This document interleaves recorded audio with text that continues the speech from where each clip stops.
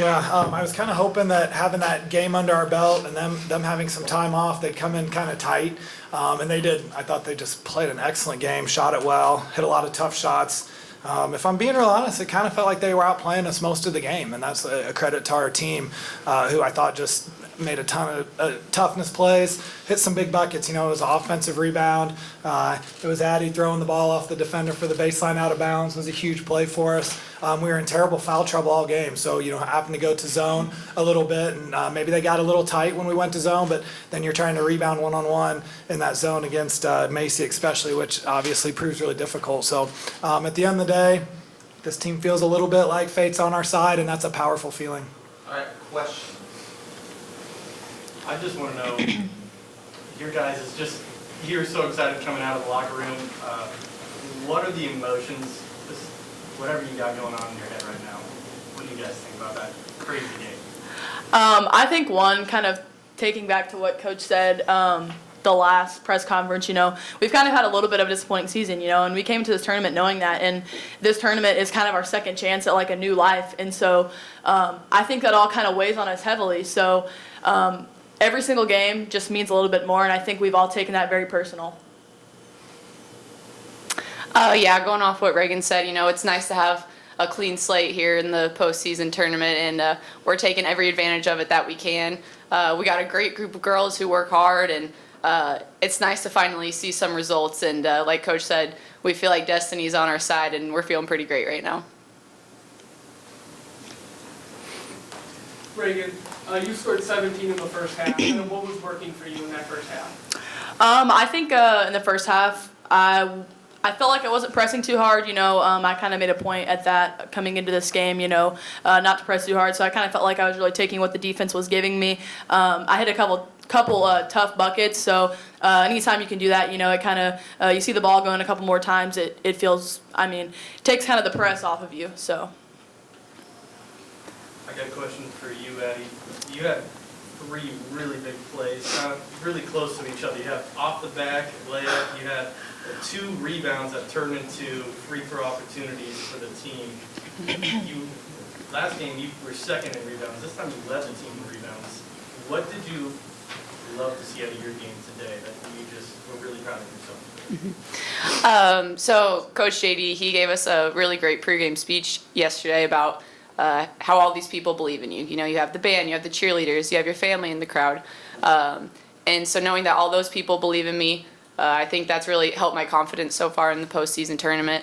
And just, you know, looking for the opportunity to make big plays for my team.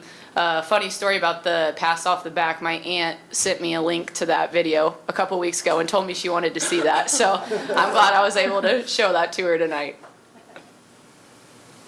And then I want to go in the last like 30 seconds there. First, take me through kind of the huddle in that timeout. What were you talking with the team about?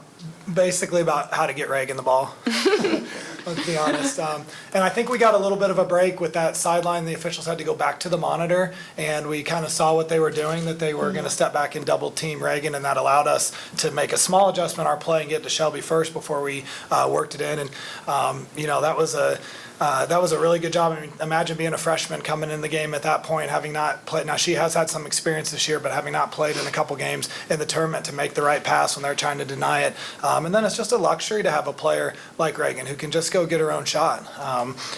You know, I put Mia in that category some, and this tournament probably AV too. But, you know, I feel like I had complained a lot, not complained, I made some excuses all year to our girls about how we couldn't catch a break. And then a couple weeks ago, we finally said, like, we're over that. It's not about the breaks. And you could look at this game and you could look at the foul discrepancy. But at the same time, you know, Raegan hits that half-court three-pointer off the backboard. That was a huge basket. Mia hit a backboard two-pointer. So when we kind of feel like maybe we've all these breaks that we didn't get early in the year are coming back, and now we've got a little bit of karma on our side. But no, in that last huddle, it's always how are we going to get Raegan the ball and in what position. And I'm not giving anything away to the opposing coach because they know it too.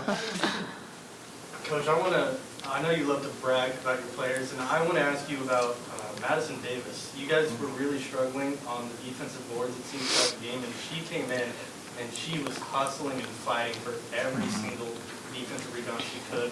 What do you guys say about her game? Yeah, I'm glad you brought Madison up because she's been really big for us, not just in this game, but really in the last couple weeks, and has just gotten better and better. And she's a hustler. She's an athlete. She made some great hustle plays in our first round game, both offensively and transition. She goes after the rebound hard. Boy, she's a skinny girl, but she is strong and she's a good athlete, and it's a little bit deceptive. So I appreciate you bringing that up. And again, for a freshman to step up in big situations like that is really awesome. Raegan, so it's your second game scoring 20-plus points in the conference tournament. How are you able to take that step, huge role just as a sophomore and second year in the OVC? Yeah, I think for me, it's just treating it like any other game. I mean, obviously these games are more special, but, I like to keep the same routine. I keep the same pregame every single time. I take my same pregame nap, eat my same pregame meal before it, So I think it's honestly, at this point of the season, it's about keeping things the same for me, just to keep the same results, so. Addi, you kept the energy up a lot throughout the game. Is there anything in your pregame routine that really just keeps your energy going throughout the whole entire game? Energy drinks. Yeah, but when you get to this point in the season, I mean, if you don't have a huge adrenaline rush, then you must be doing something wrong because, out there on the court, energy's high at all times. And that's something that I try to bring to the team, make sure people keep their spirits high, keep that energy up, and we've been doing a great job of that so far this tournament. That was the perfect time to get your promotion with Alani, guys. Please, Alani, sponsor me. You blew it. And then Raegan, take me through when you got the ball in that last 20 seconds. What was going through your mind? Yeah, I think first, obviously, just catch the ball, kind of take a deep breath. But I knew in the spot where I was going to catch the ball, it's kind of drawn up for me to catch it in the elbow and fake the handoff. But like Coach said, we kind of had to tweak that a little bit with them. They were going to double team me. So I knew catching the ball out there at the three-point line that I needed to face the basket and not take her with my back to the basket. So I just faced up, saw what she gave me. I saw the help coming to the middle, so I decided to change directions, and I got a layup. So. Yesterday you talked about how coming off of yesterday versus a fresh Eastern Illinois team who's had some time off, but now you've got 2 games in a row under your belt, and Lindenwood's had more time off. Give us an update on your feelings on how that could play out in favor of either team. Right. I think obviously fatigue plays a big role into it, but I think thankfully, honestly, maybe it's a blessing in disguise today that we got into a little bit of foul trouble because we kind of got to rest a little bit more of our starters, which I don't know how many minutes I played. You got 2 minutes and 50 seconds of rest. Well, all right. She'll be good to go. I might not have a little bit, but some of our other starters like Allie and Addi did get to. So I think maybe that's a little bit more of an advantage. Aside from that, though, as I said yesterday, my feeling was Eastern was coming in cold turkey, and my feeling's still the same with Lindenwood. So. Coach, towards the end of the game, you brought in freshman Shelby Bowman in the game.